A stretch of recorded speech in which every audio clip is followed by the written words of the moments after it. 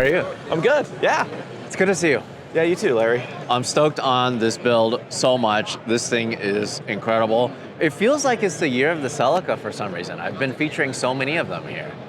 Yeah, you know, it's crazy because like 3 years ago when I was looking for an old car, like a pre-75, I didn't really consider these cars or even know that much about them. And then I found this car, and then all of a sudden there's Celicas everywhere. And so I don't think I started a trend, but for whatever reason, yeah, there's this resurgence of these old cars. What I really like about this project is the fact that you had a chance to enjoy it through pretty much all the stages, right? You got it, and it wasn't running that well, and then you got it to run well, and you enjoyed it. How many miles do you think you put on the stock version of this? Well, let's say the stock version, like the version I got, you know, before we went through all the paint and everything, was at least 3,000 or 4,000. I was driving it a lot, like almost, you know, a couple times a week even, into the shop, but I'll go up to the canyons. I've done some stuff out into the desert and everything. So, you know, I started on a build like the street car. What's been happening now is I don't know what I want to do yet. Maybe I have an idea of what I wanted to look at, but I'll sit at home and I'm not watching television and like Netflix. I'm on the web looking at pictures of, like, for instance, I was looking at a bunch of pictures of Celicas and old Japanese cars and trying to get inspiration. And then I wanted to drive it as much to be like, okay, I like this about the car, but I don't like the way the brakes feel, or I don't like the way the throttle is, or the carburetors, or whatever. And then I've got to learn like how I want to tune the car before I start tuning the car. Right, and you don't know until you drive it and really push it, enjoy it, sit in traffic with it, right? You don't know what's wrong with it. And that's the thing is, I'm not a 72 Celica expert. I do the drift cars, or I've done like Honda stuff back in the days, or we do all of our Toyotas, like modern stuff, but I don't know anything about these old cars. So I had to drive it enough to learn, and then meet friends that have built these before at the JCCS shows and things like that. And then fortunately, like, this community has been really open to sharing like what they've done to the cars, where they've had trials and tribulations, and then I can learn off of the stuff that they've done in the past. So I can just start off and not have to relearn all of those things that they've had to learn over the years. Right. When you chose this project, is it something that you've always wanted before? Or was it always on your radar? It wasn't until more recently. So in California, if you have a 75 or older car, you don't have to get smog checks or anything like that. So the idea was I could get a hot rod, it could have carburetors, and it could have different exhausts, it could do whatever I want to the engine, and didn't have to worry about the the strict smog laws that we have in California, and even some of the noise restrictions that we have, you know, with these old cars. So I wanted to find something old, but at the same time, you know, wanting to go through it, I didn't really want to turn it into a resto mod. There's some of the parts that I really wanted to keep, right? And one of them was the carburetors. And that's honestly been one of the most frustrating parts of the whole build, is getting the carburetors tuned right. And I got to the point to where I had to talk to some older friends that remember these carbs, these old Mikuni carburetors from like the 80s and stuff, where they're like, dude, with the stumble you're trying to get out doesn't come out. These are racing carburetors. Like, once in a while it's gonna do a weird thing. And so eventually you get to the point of, okay, this is the character of the car. But things like the ignition, so it had a distributor with mechanical advance.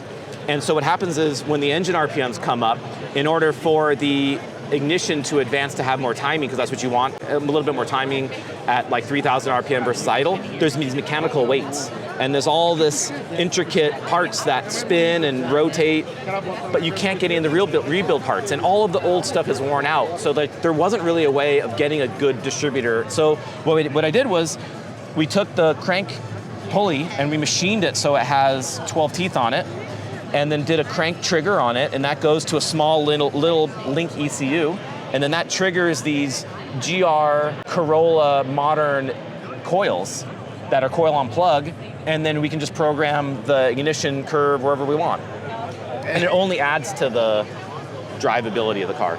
And then that allows you to have like a rev limiter also, yep. Right? It not only has a rev limiter, we can do whatever ignition curve I want. It has a little map sensor inside the ECU, so we can have a vacuum advance, and all programmable. It's so interesting because it's modern on that front, but then you still want to keep the car. I contradict myself a little bit here and there, but it's one of those things where it's like, if I just can't get the old thing to work, trust me, I tried with the distributor to make it work well, and it was almost a lost cause.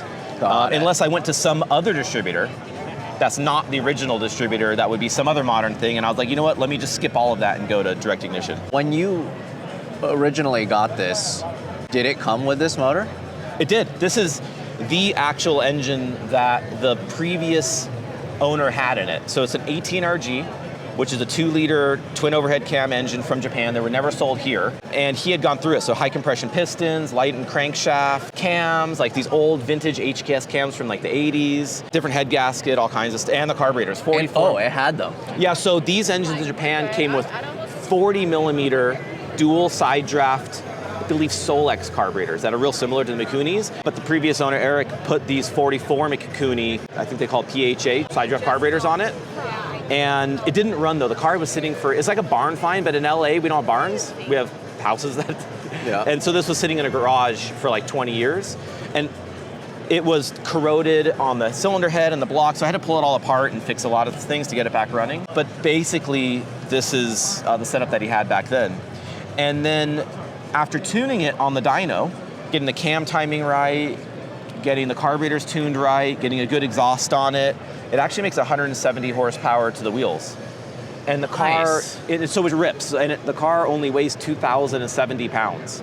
So a 2,000 pound car with 170 horsepower is pretty strong. And then a company called X-Clutch. They're out of Australia. They make a lightweight flywheel for it and a good clutch. So I put that in there. And the transmission is called a W50 Toyota transmission. So it's a 5-speed. And it's what came in like 1979 5-speed Celica. It's even similar to like the pickup trucks and stuff like that from the era. So when you're working on this, because what you do for work is just build probably some of the most advanced drift cars in the world, and among other things, do you have to like reset your brain or change the way, like you're going into hobby mode, right? This is your hobby car, yeah, versus work mode, or is it the same thing? No, it's hobby mode. So with this car, aside from the SEMA event, which is a date that we needed to make, it's just, let's just get it done. I wanted to keep it running.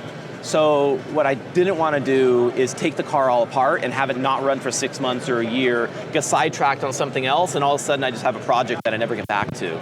So I really did it in a lot of steps. That's another reason I did it in steps. Relaxing, like just come in on a weekend or something like that and work on the car. Is it similar color to what it was originally? I remember it was still blue, but this is a little different. Yeah, it was like a darker blue. Uh-huh. This is really close to like an early 80s. They call it a Toyota dark blue, but non-metallic. Got it. But it's modern paint. So back then they were probably single stage paints or whatever. So this is a modern base coat, clear coat. And it's been color sanded a couple of times to make it super, what they call slick. Lay the paint, if you do the prep work right, and then you do the paint and the clear coat, and they have a really good PPG clear coat that our buddy Damien from Auto Explosion did. And then you wait like 6 months after you paint it to let the paint and everything else like set up and gas out and do everything, because it'll kind of move around a little bit. And then we went back and color sanded it. It's all stuff I learned recently as I gone through this car. Then you can have like this, what they call, he calls it slick paint, or really smooth, so it gets rid of all the orange peel. And so when you look at the reflection through it, everything's clear, like it's not distorted, it's very, very crisp. But the downside of that is like now all my friends are like, dude, you can't touch it with a rag, you can't wash it, like go drive it around, I gotta worry about the paint. But I don't care, it's gonna have rock chips and stuff after this. You drive all your cars. Yeah. And you jump some of your cars. Yeah. Yeah, so then was this pretty rust-free when you got the chassis originally? For an early 70s car, it was relatively low rust. But the hood had like 1.5 inch area that was rusted through. The rockers had some rust issues. At the base of the windows had some rust issues. So ultimately that was the reason why I brought it to the paint shop, because it just had rust areas that were gonna get worse. But then it snowballed. It's like, well, if you're gonna fix these areas, you might as well just do the whole thing. And if you're doing the whole paint, then you might as well do under the car. If you're doing under the car, you might as well, just go through everything. Is this the first full restoration for you? Because your entire working career, you've just been making cars go fast or perform better. Is this like interesting in that you're like just doing something a little different? Yeah, something old like this for sure. But all the time take cars down to their bare chassis and build them back up again. So, and then we've done show cars before, because, so what would it be, like 12 or 15 years ago, my Drift S2000, we built with AEM, and it won the PlayStation Award and ended up in the Gran Turismo Award, and so it's in the game because it won that. We did another car with Motegi Racing Wheels, which is an 86 Corolla, and it won Best Import for that same competition with Gran Turismo. So, you know, we've built like high-end show cars, but it's been a while. These wheels are super cool. I saw you did a really neat project with this, like a project within a project. Tell me about these wheels. One of the guys that helps out at the shop is Dominic, and he, over the years, has built a lot of custom wheels. You know, a couple years ago, so this was the idea. I wanted to put these Tom's kind of 4-spoke wheels on the car, but they only make them in like a 13 and maybe a 14. And they were old and not really the right size and offsets. So we tried to figure out a way of doing 15s. And the way you do 15s is you make it into a 3-piece. And so I have a buddy who works in the wheel industry who designed the center for us. It's, you know, a little bit larger, and it's got a bit more, you know, concave to it. So we spec'd it all out. We have guys in Garden Grove that machine the centers here in California. Yeah, bolted it all together to shop and sealed them up, and now we got a custom set of wheels.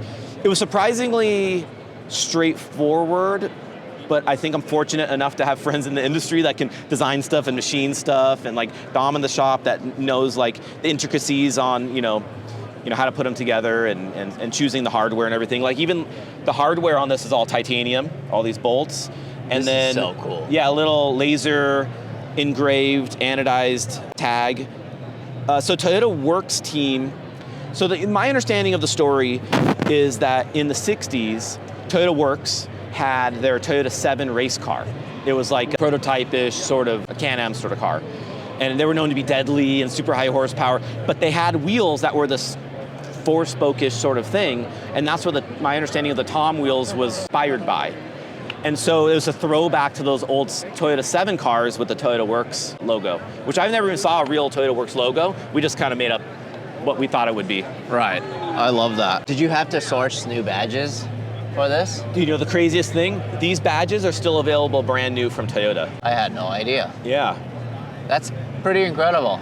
But like the front badge, the one on the front grille, unavailable. So I have a buddy, Carrie, and his son 3D printed the badge. So it's a 3D printed GT Celica badge. And then Dom at the shop painted it and, you know, made it look, you know, real nice and mounted it to the location. These headlights, it's kind of trippy. Like these headlights look super original-ish, but they're actually a Holley headlight that's an LED. Oh, they look great. Yeah, so they have like low amp draw. I'm getting older, like I appreciate the better light quality out of the LEDs. Yeah. So yeah, that's an update we did on this one. I noticed you have like a brake bias thing going on. Is that what that is, or what is that? Okay, so the factory brake is a boosted style brake that you'd see in most modern cars, but we removed the booster and we made that adapter. There's a anodized aluminum adapter here that goes to this Willwood piece. So there's a single rod that comes from the brake pedal, and it goes to this balance bar, which then has an adjustable front to rear bias, and it goes to dual master cylinders, one for the front, one for the rear. So it's a mechanical brake setup now, and then we can do a unique sized front and rear master, and then you can do an adjustable bias with this knob, and then we spec'd out the pistons and rotors and everything for the brakes. So it's like a full custom brake setup. So it's manual brakes now. It's manual brakes, but once you change the pivot ratio on the pedal and you size the masters and the brakes right, it'll brake better than a boosted setup. Nice. Yeah, and this is a straightforward way of doing it. And what's really cool, I want to show you something else. Yeah. So on the brakes, if you look down at the rotors, we made custom hats, and then we custom slotted the rotors at the shop, and we slotted them in a way that the slots all line up with the spokes in the wheel. No way. So if you look at all four corners, all the slots line up. That is so neat. It's just like a little detail that... Yeah. You might be able to see the bottom ones a little better, but... that is so cool. Anti-gravity, lightweight, lithium-ion battery. Nice and compact there. That looks cool. And it's got a cool little feature where, like, if the car sits for a while and there's any kind of like The only drain on this is this little mechanical clock. But if the car sits for like a couple of months, it'll drain the battery to a certain voltage, and then it has like an automatic shutoff, so it doesn't drain it all the way. And then when you go to start the car, you'll be like, oh, I don't have anything. And you hit the little button on the top of the battery, and it gives you power again, and so it doesn't drain the battery all the way, and then you can start the car. It's good because it's like a voltage cutoff. Exactly. Yeah, where it doesn't go beyond a certain amount of volts. Yeah. And then we've got aluminum radiator, we've got a CSF radiator cap, we've got an oil cooler on it, and so, you know, hot days, going up a canyon or whatever, it actually cools really well. What about the suspension? So the dampers are all a JRZ 12 series 3-way motorsport shock. And the top adjuster, the camber caster, is a company called Annex Suspension out of California. He actually makes these for the Celicas. That's overkill. Totally overkill, yeah. And I'm still tuning them in a little bit, like trying to get like the lightweight car to drive. LA roads suck, so trying to get it to deal with the rough roads in LA and then also handle well in the canyon has been a challenge that we're still trying to work out. How much of the interior did you have to restore? So, oh man, so when I got this car, it had a perfect OEM dash. And my buddy Joji that found me the car was like, "This, you never see these clean dashes." And so after about a few months of driving the car around, I'm driving by my house and I hear this like pop, and I'm like, "What was that?" And I look and the dash cracked. No. Yeah, because I guess just the hot, cold, the temperature changes in old hard like vinyl, it cracked. And then like a few weeks later, it got another crack in it, and then I'm like, "Oh man!" It actually made a sound. Yeah, it popped. Because that's what happens, right? It expands and contracts, and like it just eventually it just snaps. That's why when you see those dashes, they break, but then they start pulling away, right? Because like maybe the plastics or whatever are shrinking up. So I have a really good interior guy that's local that does a bunch of high-end like Pebble Beach cars and stuff like that. And I have this is actual leather dash, and he did the glove compartment as well. Try hard to make everything work so all the gauges work, the horn works in the car.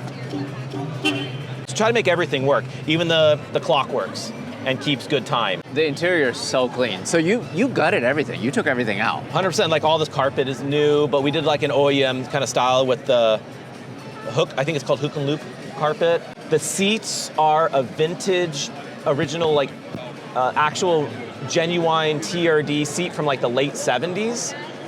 And they're not very safe. They're like little fiberglass buckets, but the upholstery was terrible on it, so we reupholstered them, new foam, and then it has try to match the bit a bit, try to match the back styling a bit. This is such a clean build. I mean, it's just your style, your touches. You know, what a lot of what you've learned, I'm from what I can tell from you and your motorsport background, just putting into this. I think it's super cool. Oh, thanks. Yeah, I'm a very like function over form, or the form is like comes from the function. So I like minimal flair. If it doesn't do something, it doesn't belong on the car. And so some would argue that could be a little boring. I'm not trying to stand out too much. I just want to have something fun to drive around, and yeah, this is. I mean, that makes it even better, you building it just for your own enjoyment. I think that's great. I love that. I'm sure it's probably a really good time, or I'm sure your son enjoys riding in this thing. Yeah, he doesn't appreciate the cars yet. Yeah. Right. He will soon. Yeah. Yeah. Thank you so much, as always. All right, thanks. Yeah. Later, Larry.